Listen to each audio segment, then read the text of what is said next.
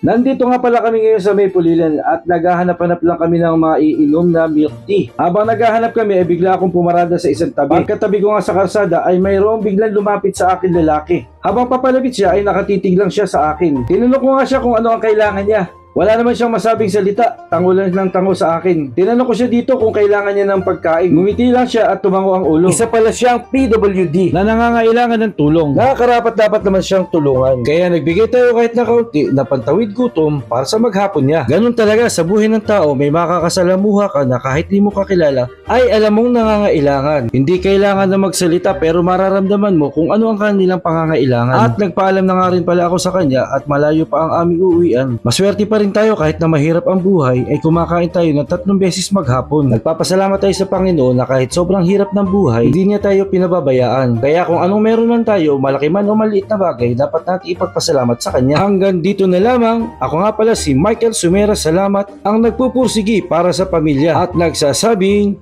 ang sarap mabuhay. Ito'y biyayang tunay. Maraming salamat.